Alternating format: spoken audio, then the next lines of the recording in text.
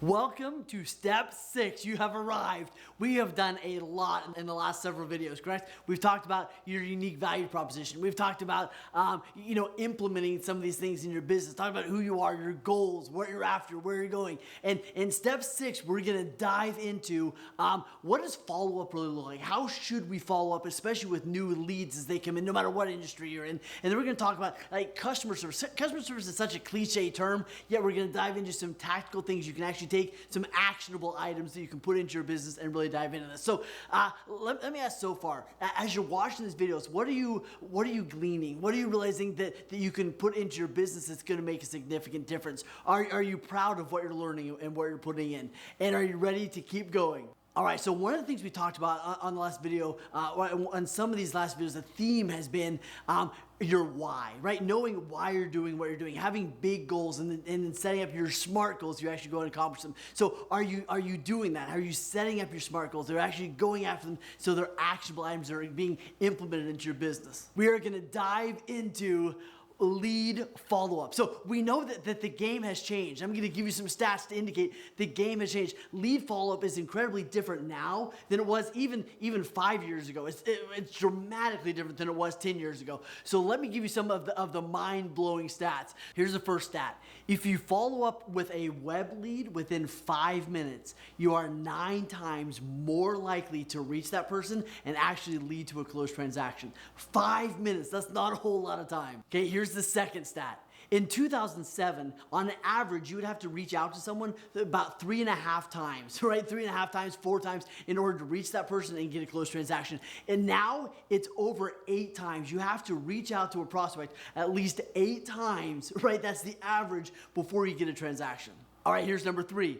The average salesperson, right, which we are not, the average salesperson only attempts to reach out to a new prospect twice, which is mind-blowing considering we just realized that it takes over 8 touches minimum nowadays, right? 8 is the average, yet the average salesperson only reaches out twice. All right, here's the fourth one. The early bird gets the worm. Over 50% of people will go with the first person they talk to. So over 50% of the time, the first real estate agent or the first lender that talks to that person will get the transaction. Usually we buy from the first person that we actually have a great conversation with. So you've got to be the first. Here's the mind-blowing stat. 63% of people that see a presentation or hear a story will remember it. The 63% of people will remember a story, where only 5% will remember a stat. So as you're reaching out, as you're doing this follow-up, as you're following some of these leads, you've got to tell them stories. You've got to show them some visuals if you want them to be able to remember what you've been talking about. Only 5% of people will remember if you just rattle out a bunch of statistics. Gary Vaynerchuk, I think he said it best. He goes, whatever you do for a living, your job is to tell a story. The better you are at telling that story, the better you are going to be at your business. Here's another one. 80% of sales happen after the 5th contact. Yet only 44% of salespeople even make more than 1 contact. I'll tell you what you're beginning to realize is that the magic is in the follow-up. The magic is in making multiple contacts. And here's another mind-blowing one that was very shocking. This ties really well into what we talked about in the last video. 91% of people said that they would give referrals. 91% of people said they would give referrals to their lender or their agent or their realtor, whatever it was, and yet only 11% actually did. Which not only do we need to follow up with new prospects, this helps us realize we've got to follow up with our database as well, right? You've got to have some systems for this, which is what we're going to get into. I love this one, and I think that this speaks to how we do our lead follow-up and how we tell our story. 70% of people make a decision in order to remove pain. 70% of people will make a decision to work with you because you're solving a problem for them, whereas only 30% of people will actually make a decision to gain pleasure. Most people, whether you're calling realtors or whether you're calling your leads, whoever you're calling, they will make a decision based on the fact that you can solve their problem, not so much on the fact that you will give them pleasure. So when you're reaching out to your clients, people say, I want to buy a house. house, right? Whether they go, I want to buy a house. It's cool for you to help them realize what are they really after. People don't want to buy a bunch of 2x4s. What they're after is either they're probably moving away from some type of pain, right? The house that we're in right now is too small, right? We need a bigger house. They're probably moving away from pain in some area more than they're moving towards pleasure. And here's the last one. You've got to keep following out. You've got to keep following up with your leads. You've got to keep building your database. You've got to keep adding people to your world, because about 14% of your database will fall out, right? 10 to 14% of your database will disappear over time through attrition, right? They'll either move away, somebody will pass away, right? Your database will decrease if you don't keep building. Does that make sense? So people that say they want to do business just by referral, I get that, and I understand where they're coming from, and yet you've got to have some ways of adding new people to your database and new people to your business, because your database will shrink over time just naturally, all right? So lead follow-up is critical. So I'm going to give you some ways to get to how to do lead follow-up at a whole new level. So when a lead comes in, I want you to consider the rule of threes, right? We call this the rule of threes. And what I want you to think about is, first off, you got to follow up with them in 5 minutes as soon as the lead comes in. Then the rule of threes states this. You've got it on the first day, you're going to do a call, a text, and email. Second day, right? A call, a text, and email. Third day, a call, a text, and email. You're going to do that for 3 days, right? Or until you get them, right? So the rule of three is for 3 days, I'm going to do 3 things. I'm going to call, text, email, then I'm going to call, text, email, then I'm going to call, text, email. Does that sound kind of like overload, right? We just read the stats. That's what it takes.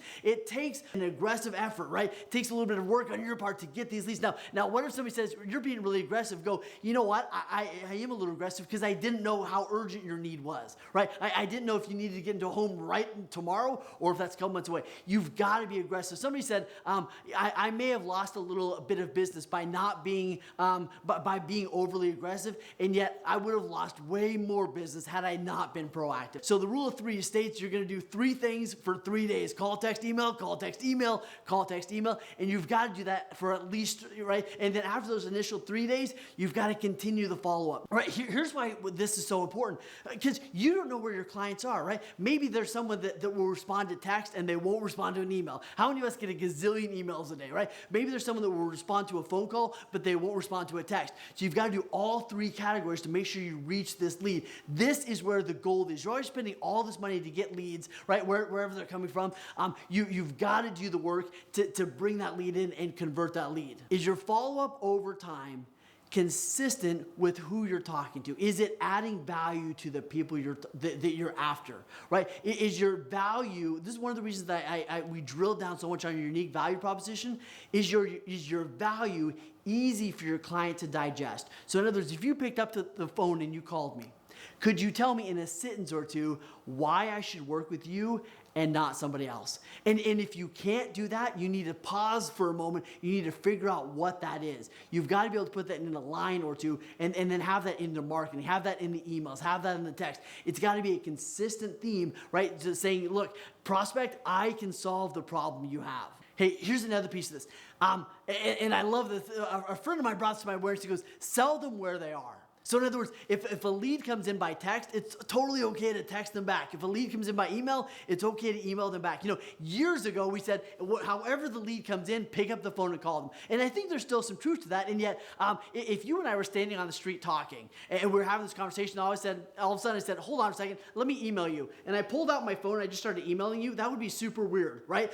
You would say, why don't you continue the conversation where we're at? So it's the same thing, like if we're texting back and forth and that's working, sometimes it would be weird to pick up the phone and call that prospect. Now, there's a time and a place, and yet it's okay sometimes, especially early on, to meet them where they are. Find out what is their preferred communication. If they sent you an email, they may not want you to just pick up the phone and call you. Maybe you have a great email back to them. Does that make sense? All right, here's the second to last piece on this lead follow-up. Never leave a conversation without setting up what's happening next, okay? So anytime you talk to a prospect, this applies to even current clients, but especially when you're talking to a prospect, every time you leave that conversation, leave it with, here's what's gonna happen next. So next I'm gonna send you the application, or next I'm gonna sign you up on my automated, send you the listings every day, whatever it is. Here's what's gonna happen next. Never, ever, ever leave your prospect without knowing what's gonna happen next. Leave them with certainty. Here's what's gonna happen next. I'm gonna send you this, then I'm gonna call you. Or next, this is what's gonna happen. We're gonna get together, then we're gonna do this. Give them certainty as you go through this process. I've taken all of this and turned it into a simple acronym, I guess is the word for it. So the simple acronym is FOCUS. The F stands for fast. When you're talking about follow-up, you gotta follow up fast. The O stands for overly simple. Make your lead follow-up simple enough that you can actually execute. Some people, their lead follow-up system is so dramatic. It's like I gotta put them here, and then here, and then here, and then there's like 38 steps, which means it's not going to happen. What can you do to simplify your lead follow-up? One of the things that I tell people to do all the time is they'll have text saved on their phone, right? They go to their messages and they save the 30 texts that they send most often. So in other words, they get a lead and they've got the text right there already typed out so they can send it, right? So they don't have to overthink it every single time. So it's fast. It's overly simple, right? How do you simplify the text, the email, the call every single day for the first 3 days? So C is for consistent. Set it up so that it can happen consistently the same way every way, which leads to the next one, which is automation. How can I use automation, right? Use automation. How can I automate some of this follow-up? So when I get a lead, is there a way that I can automate some of this follow-up so it happens fast so I don't have to carry it around in my mind all the time? And then the last one is always set up the next touch. So let me summarize this focus piece, right? It's fast. It's overly simple. It's consistent, right? We're using automation and then we're always setting up the next touch. We never leave them without setting up the next touch. I'll tell you what, there's so much brilliance. The magic is in the follow-up. The money is in the follow-up. The most successful people that I work with have incredible follow-up systems. They realize that only a small percentage of people will raise their hand right off the bat. So set up your follow-up system. Set up your automated follow-up system, however you choose to do it. And here's what I want you to think about. Right now, some of you are dealing with 5 clients or dealing with 50 clients. I want you to begin to think of this system as, could it handle 2,000 leads? Could it handle 5,000 leads? You've got to automate this stuff. You got to make it simple, and you've got to figure out, how can I scale this? And if there's no automation, if it's so complex that nobody can do it, you're not going to be able to grow your business. You're only going to be able to carry around so many clients at a time, so many leads at a time, right? Scraps of paper are only going to work for a while. You've got to build incredible systems, because this is what will allow you to take your business from good to freaking incredible. One of the things I've discovered, especially working with people that have big businesses, they have 2 different databases, right? Because especially with this day and age, you've got 2 distinct groups, right? You've got your leads, and then you've got your database. Now, for years, people have attempted to find the right system to handle both. All right, they've tried to find a system that handles leads and their database at the same time. What I've discovered is it doesn't exist yet. There's several people that have tried to do it, and it hasn't happened. So most people that are running big businesses, and I'd encourage all of you to do this, is have a system that handles the leads, and then you have a separate CRM, a separate service that handles your actual database, your past clients, your referrals, things like that. So this lead system, and you may use Follow-Up Boss, or you may use Pipeline, or you may use LionDesk, or whatever. There's Boomtown. There's several out there that do this, and yet you have a system where the lead comes in. You can track that lead, so you can set up on its touches. How many times have I touched this lead? You have the notes in there, right? All of it is in one place, so it's scalable. That's what's so important about this, is it's scalable. Go and grab a system that can handle not just 10 leads, 100 leads, 1,000 leads, a couple thousand leads. So you can look at it in one, right? One of the things I love about like Boomtown and Follow-Up Boss and those guys is there's one screen where I can see everything. All of a sudden I have a dashboard. We talked about how important the numbers are. You've got to have some dashboards in your business. So you can look at that dashboard and go, how many leads do I have? How long is it taking for them to go from lead to they're actually in my car going to look at houses? How long is it going to go from lead to they're actually in my office filling out a loan application? And once I know that, I know, do I need to turn up the leads? Do I need to turn down the leads? All of a sudden I have gauges where I can track my business to start making business decisions. So you've got a system to handle the incoming leads, and then once they're nurtured, once those leads turn into an actual prospect and a real live, like I'm ready to go do something, then you can take them from there and put them into this other database so you actually track them for life. This is your for life database. This is your, are these people legit and gonna do business with me people database. And you probably have 2. And by the way, if you find one that does both perfect, like just scream out loud and come see me, because I'd love to see what it is. So here is a really interesting distinction. One of the things I think we struggle with that we didn't struggle with in this industry 15 years ago was we have this word. And this word is kind of all-encompassing, which is causing a big freaking problem. And this word is lead. Right? We say, oh, I've got these leads coming in. The problem is there is such a big distinction between a internet lead, right? Somebody that filled out some form online, right? And then a actual lead that somebody handed you. Right? So you've got these two big things, and yet we're lumping them all into the same bucket. They're not the same thing. If somebody goes, hey, my brother wants to sell his house in the next 6 months, here's his name and number. That for me is a real lead. Like, that's a great lead. That's somebody that I can go and reach out to. Then on this side, somebody, fills out a form online. Yeah, I want to see the 10 homes in this neighborhood. It's so weird to call that a lead, yet we do. We call that a lead, yet it's not a lead. I would call that a suspect, right? A suspect, because I don't know if it's a lead yet or not. I don't even know if it's a real person. You've got two different databases, right? You've got your real database, your past clients, your sphere of influence, all these other people. Then you've got this database over here that's handling the leads. Yet within this lead database, you've got to understand you really have two types. You have suspects and you have real leads. Right? How are you going to handle real leads?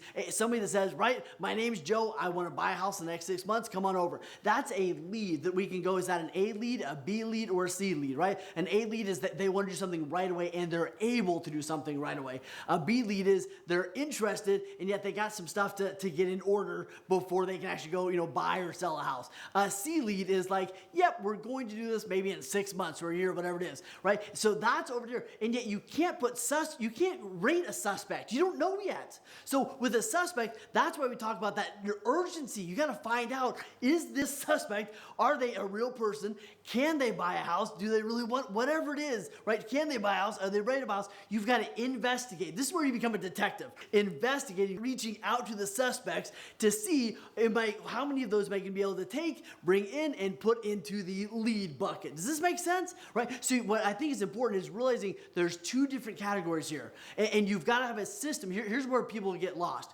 You've got to have a system that's predictable, repeatable, and a lot of it's automated to figure out who the suspects really are. Are they going to buy or sell a house or not? Right? Because it's easy to turn on this lead funnel over here and get 1,000 suspects. Yet you've got to put in some systems. That's why I love systems like Boomtown and Lead Follow-Up and those Brivity, those guys, is because there's a lot of automation in there that helps you realize, is this person a real active buyer, seller, whatever it is, or not? Let's do this. Let's dive into the next piece here. And the next piece is so freaking critical, and yet most people miss this. The next piece is customer service. And that's a term that's thrown around a lot. And yet customer service is not a department. Customer service is a mindset. And would you agree that the customer service game has changed? Right? Years ago, I remember Tony Robbins talking about this a little while. He goes, years ago, if you gave someone good service, they considered it good. Nowadays, good service is expected. There's companies like Amazon and all these other Zappos, all these companies that have raised the level of customer service so high that if you give someone good customer service, that's almost considered bad. You've got to give someone phenomenal customer service in order for them to even consider it good. All of us are making decisions on who to work with based on the customer service. I know there's airlines, especially when I was flying all the time, there were some airlines that I would avoid like the plague because their customer service was so horrendous. If I had a problem, they just turn around and walk away. There's other airlines that are amazing. I remember one time I flew into Detroit and there's snowstorm, right, blacked out the whole thing. No flights were coming in or out. And I had to go about 3.5 hours to Lansing or something. And so I'm sitting in the airport and I talked to I was flying Delta. So I go up to this gal at the Delta counter and I go, I'm stuck. Is there anything you can do? And she goes, sir, we're absolutely going to take care of you. She went and she booked me a limo, right? This town car with a driver. The driver, right? Delta paid for everything. They put me in this beautiful town car. The guy drives me through the night, through a freaking snowstorm, 3.5 hours to my destination. Delta paid for that. That's unheard of. Now, do you think I have some massive loyalty to Delta because they did that for me? And here's what was amazing. At that point, I didn't fly them a lot, right? So it wasn't like I was some super status member. They just took care of me because that was their culture. Their culture is you give great customer service and you take care of people. Tell you what, there are some other airlines where I've had similar experiences where flights were down or whatever, and they're like, good luck, buddy, right? They just send you on your way. Delta created in that moment, they created a customer for life. Right? So successful business owners, they don't just think of customers as this moment. They go, well, we could save a couple $100 by not paying for this guy's shuttle, right? Really successful businesses think, how could we create a customer for life? And that's what we want to consider. In this business, it's easy to think short term, right? It's easy to think this person's worth this much money because it's one transaction. And yet we know that buyers and sellers, they're going to do multiple transactions over their lifetime. And then their kids are going to buy or sell houses. Their parents are going to buy or sell houses, right? There's multiple transactions. So I want you to think that customer service it's not a department, it's a way of being. And it's a way of thinking at a high level. So let me give you some other distinctions here about customer service. The next one is be there. Be there. If you want to give great customer service, be with your clients. I can't tell you how many times I've been with someone and they're checking their phone, or they're looking over their shoulder, or they're doing something else, right? Epic customer service. The first thing you can do is be there. One of the best presents you can give people is be present. So on this topic of customer service, so first we've got mindset. The second thing is we have, right, make a decision to have the mindset of great customer service. The second thing is be present, be there. The third thing is ask great questions, right? Part of your job is to ask great questions. You know, they talk about how the customer's always right, even when they're not.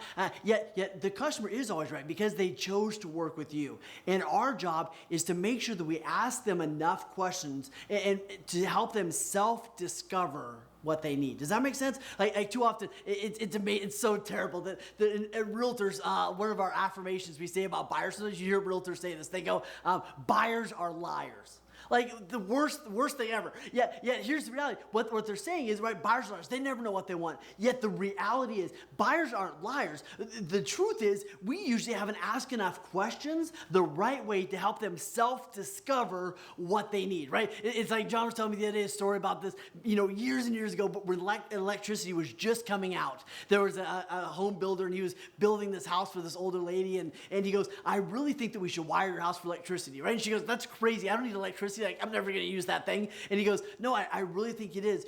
At some point down the road, you may need this if you want to sell the house, or there may be some need for this. Let me just, even if I don't hook it up, is it okay if I just wire it, right? So he finally asked her enough questions, had a great dialogue with her, and she agreed to allow him to at least wire the house. Right? Well, here's what's amazing. Years later, right, she had an accident and she needed to be in her home more, and yet it was hot, right? She was living out in the country, and someone gave her this air conditioning unit. And so she hooks it up, right? They're able to plug it into the electricity, and she's able to have an air-conditioned house for the first time in her life. And in that moment, she thought back to the builder's wisdom years and years before of, here's why I think you may want this. So she was right. And yet he asked her great questions. He gave her some analogies, helped her self-discover that this may be the right decision for her. So I want you to think about this. Are you asking your clients great questions? And here's what's interesting. Someone may come to you and go, we want to close fast. Like, what the heck does that mean? I know what I think it means. If I'm a lender, I think close fast means, close in 3 weeks. And yet they may mean close fast is 6 months for them. Who knows, right? If I'm in real estate and somebody goes, I want a big backyard. Right? I automatically know what a big backyard means to me, and yet to them it could mean something totally different, right? They're moving, if they're moving to Dallas from West Texas, a big backyard could mean like they need 40 acres, right? If they're moving to Dallas from New York, a big backyard could be like 2 square feet of grass, right? And that's a big backyard to them. So we've got to make sure we're asking enough questions so we can understand what they're really after. And part of this journey is having them clarify and self-discover what they really want. Too often, often we assume our customers know exactly what they want, and they don't. It's our job to help them self-discover what they're really after. They go, I need a big backyard. You may go, why is that important to you? And they go, well, we have dogs. We need a place for them to run. And you go, perfect. So what if there was a park next door? Would that be okay? And they go, well, yeah, that'd be perfect. See, buyers aren't typically liars, right? They're not typically liars. They typically just haven't been asked enough questions. And I love what a friend of mine said in a mastermind one time. He goes, instead of showing them 500 homes because I only asked them 5 questions, I would rather ask them 500 questions and only show them 5 homes. See, it's our job to help them self-discover what they're really after. Another great question to ask them is this a want or is this a need? Because you can only have so many needs, right? I used to tell my clients all the time, if we're out looking at homes and we find a home that's a 9, I want you to realize that really is a 10, because there is no perfect house. So what are your wants and what are your needs? Help them self-discover what those are so that you can assist them in a powerful way. As realtors and lenders and home builders, our job is to serve our clients, right? Help them self-discover what they're really after. And another great thing is ask them, this is a great question. Tell me what's important about that. So what's important about you getting this interest rate? What's important about you closing by this date? What's important about you being in this part of town? Ask great questions. Here, what I love is ask great questions and you get great answers. Ask wimpy questions and you get wimpy answers. Too often we ask wimpy questions and we don't get great answers. Then we're frustrated. Start asking great questions. If you want to go from being a salesperson to being an incredible salesperson, usually it's the quality of the questions you ask. Here's the next thing. Incredible customer service means you don't get bored with the basics. One of the things that's interesting about people that excel at a really high level is they've come to terms with delivering the basics at a really high level. Because sometimes you're doing the same thing over and over and over, yet incredible people, they come to terms with, I've got to deliver the basics. I've got to have the same conversations over and over and over. Really successful people are okay with the mundane. They're okay with doing the same thing over and over and over at an incredible level. Unsuccessful people, they always want it to be something new, different, and shiny. Successful people do the same thing that works over and over and over.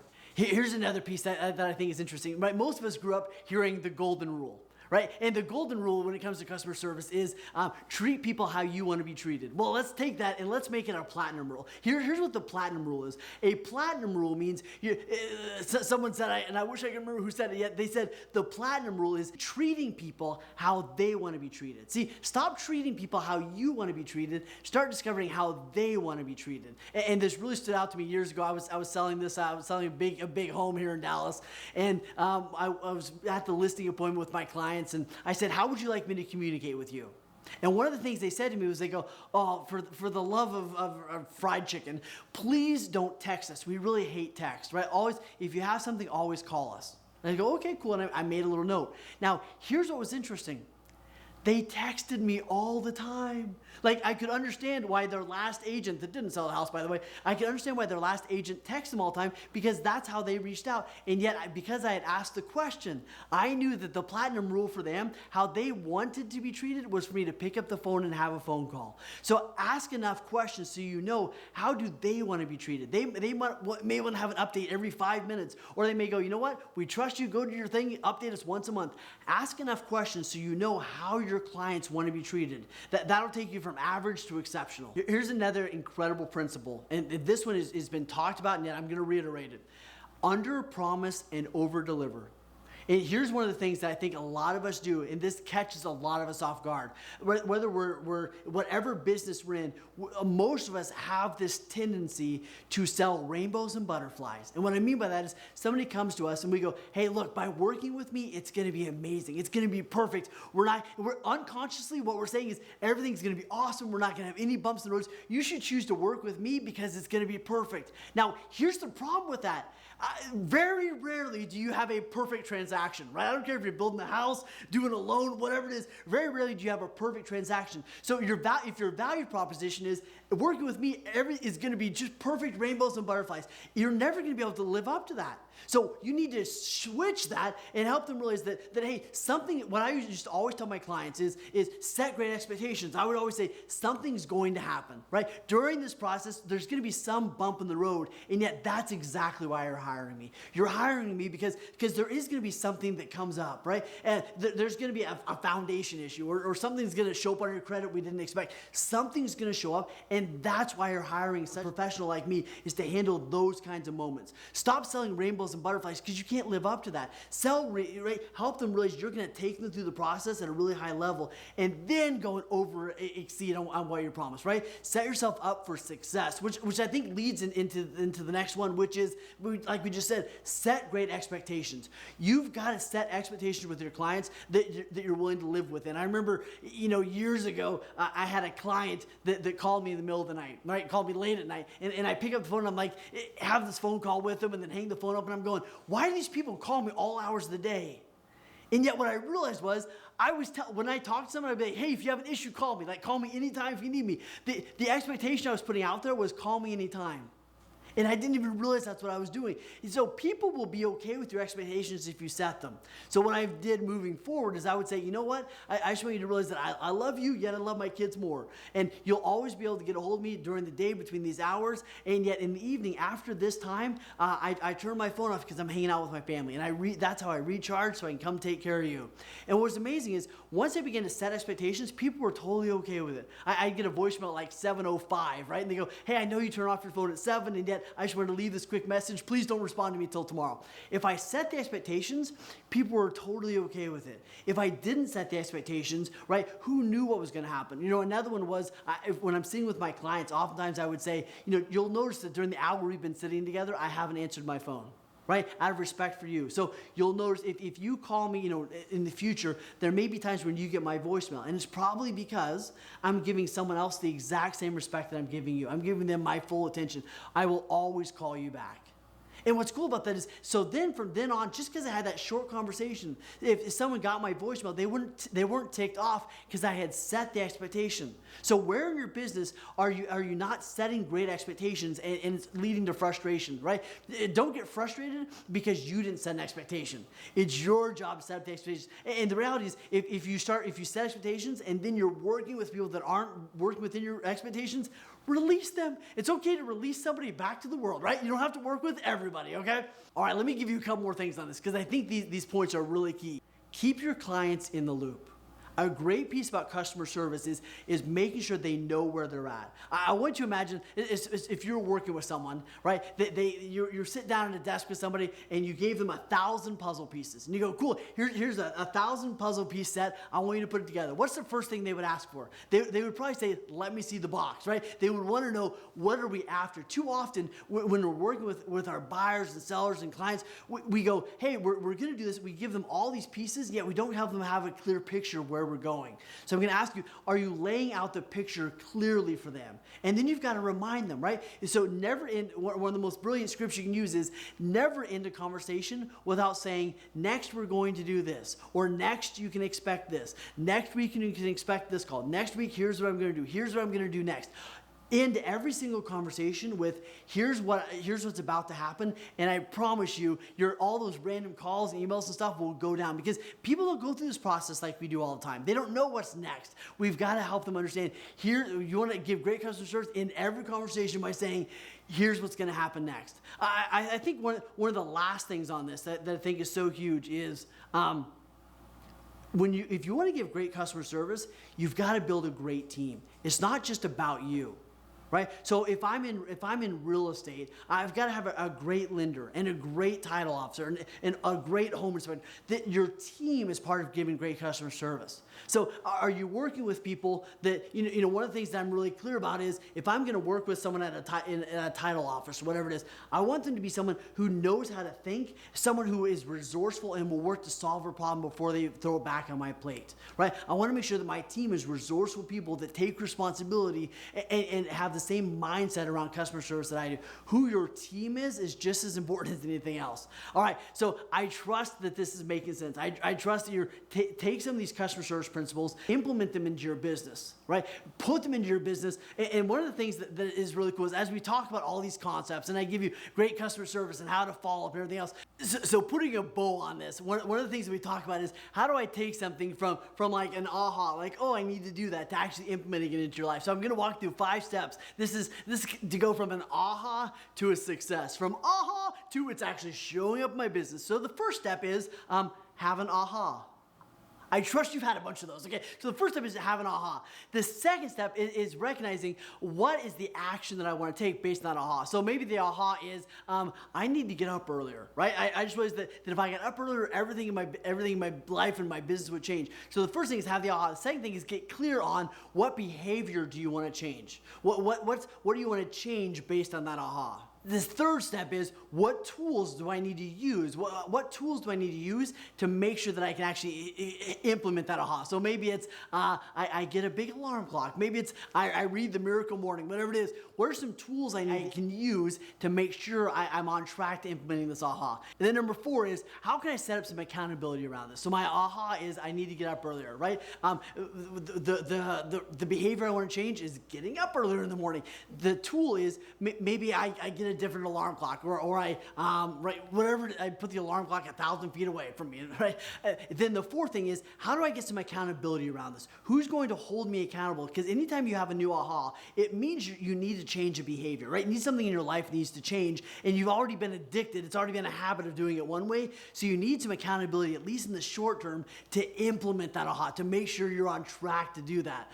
And then the 5th thing is how am I going to measure this? How am I going to make sure this is implemented? So the steps from an aha to success, right? Have an aha. Get clear on what's the behavior that I want to change. And then what tools am I going to use? Who's going to hold me accountable to this? And then how am I going to measure my results? A great example is, right, I need to go to the gym.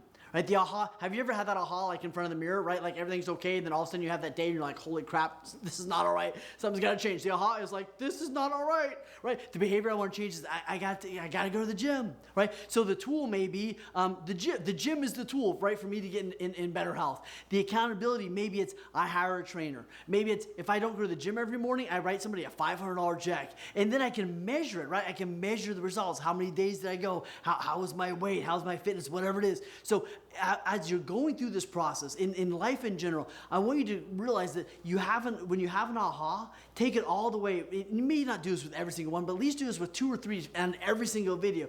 Take it from an aha all the way to a success. Too often, we just go to step 1 and 2. We have an aha, we realize what needs to change, and that's as far as it goes. That just means you have a lot of knowledge, you don't have a lot of wisdom. Right? So take 2 or 3 things that we've talked about in each and every video and take them all the way from aha to success. And that's how you slowly, incrementally build an incredible life. All right, I will see you on the next video. Step 7, fasten your seatbelts. This is going to be amazing.